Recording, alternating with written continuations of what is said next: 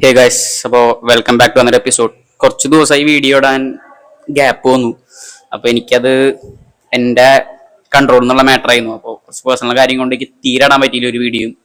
പക്ഷെ ഇനി കൺസിസ്റ്റൻ്റ് ആവും. അപ്പോൾ ഇന്ന് ലെഗ് ഡേ ആണ്. അപ്പോൾ അതിനെ കുറിച്ചിട്ട് ഞാൻ കുറച്ച് ബേസിക് പ്രിൻസിപ്പിൾസ്, അപ്പോൾ എനിക്ക് ലെഗ് ഒരു വീക്ക് മസിലാണ്. അപ്പോൾ അത് ഞാൻ ഗ്രോ ചെയ്യാൻ കൊണ്ടുവന്ന കാര്യങ്ങൾ എന്തൊക്കെയാണ് എന്നുള്ള രീതിയിൽ. അപ്പോൾ കുറച്ച് ബേസിക് ആയിട്ടുള്ള കാര്യങ്ങൾ ഞാൻ പറഞ്ഞുതരാം എൻ്റെ ട്രെയിനിങ് വൈസ്. ഇപ്പോൾ നമുക്ക് സ്ക്വാട്സ് ആണ് ഇന്ന് ചെയ്യണം. അപ്പോൾ ഞാൻ പതുക്കെ പതുക്കെ പറയാൻ എന്താണ്.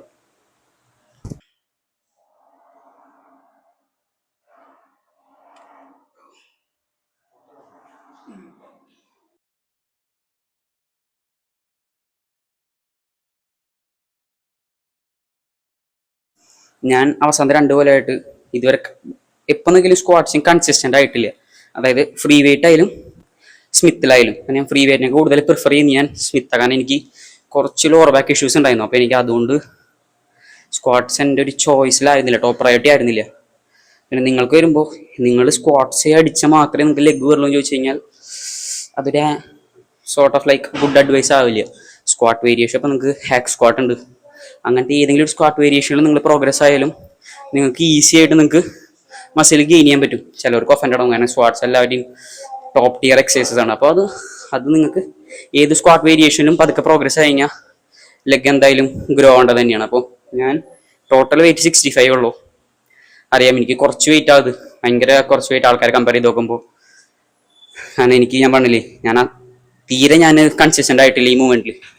ഞാൻ കൂടുതൽ പ്രിഫർ ചെയ്തിട്ടുണ്ടായിരുന്നത് ലെഗ് പ്രസ് ആയിരുന്നു. എനിക്ക് അതിൽ അത്യാവശ്യം ഗെയിംസ് എനിക്ക് കിട്ടിയിട്ടുണ്ട്.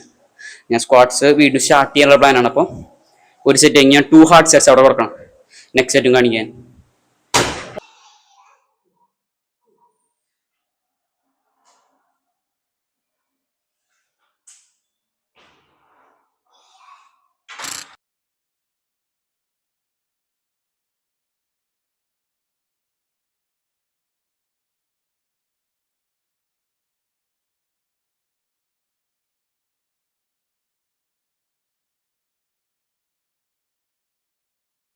ലൈൻ ലെക്കുകളാണ് ഞാൻ സീറ്റ് അഡ്വാൻസാണ് ചെയ്യാറ്.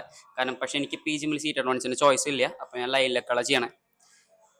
ഇനീഷ്യൽ സ്റ്റേജസിൽ നന്നായിട്ട് പ്രയോറിറ്റൈസ് ചെയ്യുക ഹാംസ്ട്രിങ്സാണ്. കാരണം ഹാംസ്ട്രിങ്സ് ഒരു ചങ്കി പോർഷൻ ആകുമ്പോൾ ലെഗ്സ് അത്യാവശ്യം ബിഗറായി തോന്നും. അപ്പോൾ നിങ്ങളുടെ കോമൺ ആയിട്ടുള്ള RDLs, പിന്നെ അതുപോലെ തന്നെ ലൈൻ ലെക്കുകൾ, സീറ്റ് അഡ്വാൻസ്, ഹാംസ്ട്രിങ്സിന് നല്ല രീതിയിൽ ട്രെയിൻ ചെയ്യിപ്പിക്കുക.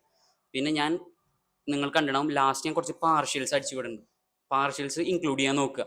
പിന്നെ ഞാൻ പേഴ്സണലി ഡ്രോപ്പ് സെറ്റ്സും പ്രിഫർ ചെയ്യുന്ന ഒരാളാണ്. പക്ഷെ ചിലവർക്ക് ഡ്രോപ്പ് സെറ്റ്സ് എന്ന് പറയുന്നത് ചെയ്ത് കഴിഞ്ഞാൽ ചിലപ്പോൾ നെക്സ്റ്റ് എക്സസൈസിന് ഭയങ്കര ഫറ്റീഗ് ആവും. അപ്പോൾ അതിനൊക്കെ ഭേദം കുറച്ച് പാർഷ്യൽസ് ഇൻക്ലൂഡ് ചെയ്യാൻ എന്തായാലും ഒരു എക്സസൈസിൻ്റെ ഫൈനൽ സ്റ്റേജ്.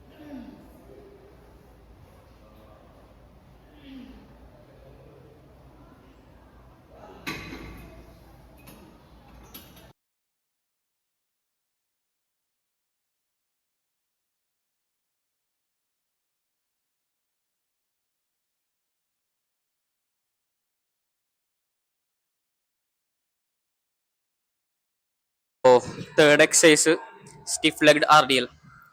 ഇതൊരു 3 സെറ്റ്സ് അടിക്കുന്നുണ്ട്. ഇതിൽ പിന്നെ എനിക്ക് പറയാനുള്ളത്, ഞാനിപ്പോൾ നിങ്ങൾ ചെറിയ ബാർ അടിക്കണം, കാരണം എല്ലാവരും വലിയ ബാറിൽ പ്രിഫർ ചെയ്യുക. പക്ഷെ എനിക്ക് ഈ ചെറിയ ബാറിൽ അടിക്കുമ്പോൾ എനിക്ക് കുറച്ചൊരു സ്റ്റെബിലിറ്റി ഉണ്ട് കിട്ടുന്നുണ്ട്. അതുപോലെ തന്നെ ബെറ്റർ സ്ട്രെച്ച് എനിക്ക് ഫീൽ ചെയ്യാനും പറ്റുന്നുണ്ട് കമ്പയർ ടു ഒരു വലിയ ബാർ. പിന്നെ ഇതിൽ ഈ എക്സസൈസിൽ വേണം one of the main things എന്ന് പറയുന്നത് നെഗറ്റീവ് സ്ലോ ആക്കുക. എത്ര സ്ട്രെച്ച് ഫീൽ ചെയ്യുമ്പോൾ അത്രയും സ്ട്രെച്ച് ഫീൽ ചെയ്യുക. റെപ്പ് റേഞ്ച് ഒരു 6 to 8 വയ്ക്കുക.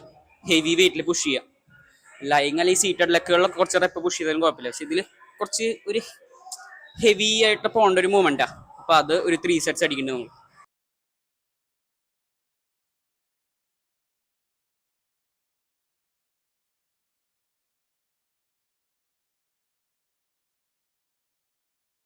പിന്നെ ഇപ്പോൾ RDL കഴിഞ്ഞു. പിന്നെ നെക്സ്റ്റ് ടിപ്പ് എനിക്ക് തരാനുള്ളത് ഫ്രീക്വൻസി ഓഫ് ട്രെയിനിങ് ആണ്. കാരണം നിങ്ങൾ ഏത് മസിൽ ഗ്രൂപ്പ് ആകുമ്പോൾ നിങ്ങൾക്ക് എത്ര വട്ടം അത് അടിക്കാൻ പറ്റുന്നു അത്രയും ബെറ്ററാണ്. പക്ഷെ നിങ്ങൾക്ക് ഓവറോൾ ട്രെയിനിങ് വോളിയം ഇപ്പോൾ മൾട്ടിപ്പിൾ ടൈംസ് കിട്ടിയിട്ടുണ്ടെങ്കിൽ ഒരു സെഷനിൽ കുറയ്ക്കേണ്ടി വരും. അപ്പോൾ അതിനനുസരിച്ച് നിങ്ങളുടെ കൺവീനിയൻ്റ് ആയിട്ടുള്ള സ്പ്ലിറ്റ് തിരഞ്ഞെടുക്കുക. ഞാൻ ഇപ്പോൾ പുഷ് പുൾ ലെഗ്സ് അടിക്കണേ. അപ്പോൾ ഒരു സെഷനിൽ ഞാൻ 8 to 9 സെറ്റ്സ് ടോട്ടൽ അടിക്കുള്ളൂ. രണ്ടാമത്തെ സെഷനിൽ വരുമ്പോൾ അങ്ങനെ തന്നെ. അപ്പോൾ എനിക്ക് റിക്കവർ ആകാൻ പറ്റുന്നുണ്ട്, പ്രോഗ്രസ് ചെയ്യാൻ കുറച്ചുകൂടി ബെറ്റർ ആവുന്നുണ്ട്. കാരണം റിക്കവറി എത്ര ഓൺ പോയിന്റ് ആവുന്നു അതിനനുസരിച്ച് പെർഫോമൻസ് ടോപ്പ് നോച്ച് ആവും. അപ്പോൾ frequency is one of the main thing.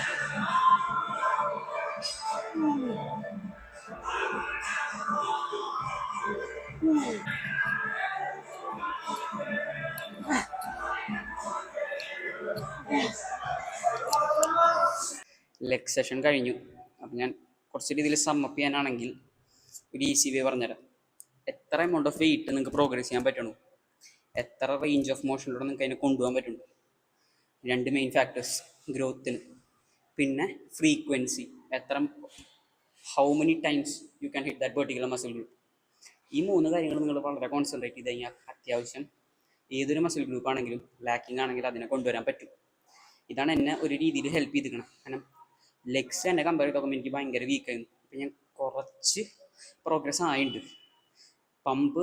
അതായത് പമ്പ് ചെക്ക് ചെയ്യാറില്ല ഞാൻ ലെഗ് ഡേയ്സിന്. കാരണം ഒന്നാമത് അത് കഴിഞ്ഞാൽ പിന്നെ എങ്ങനെ ഒരു വീട്ടിൽ പോയാൽ മതി എന്ന്. പിന്നെ എനിക്ക് കാർഡിയോയും ചെയ്യാനുണ്ട്. കാരണം ലെഫ്റ്റ് സൈഡിലായിട്ട് ഞാൻ 20 മിനിറ്റ്സ് കാർഡിയോ, ഞാൻ ലെഗ് ഡേയിൽ അത്ര സ്ട്രെസ് ചെയ്യില്ല കാർഡിയോ. പക്ഷെ എന്തായാലും കാർഡിയോ നമുക്ക് ചെയ്യണം. ഞാൻ വർക്കൗട്ട് കഴിഞ്ഞിട്ടേ ചെയ്യാറ്, എൻ്റെ കൺവീനിയൻസ് അതാണ്. അപ്പോൾ അതാണ് ഇന്നത്തെ ഒരു ഫുൾ വീഡിയോ. നിങ്ങൾക്ക് എങ്ങനെ ലെഗ്സിന് കുറച്ച് ബേസിക് ആയിട്ടുള്ള quiz on how to bring up your legs if they are lacking എന്ന രീതിയിൽ. So see you until next time.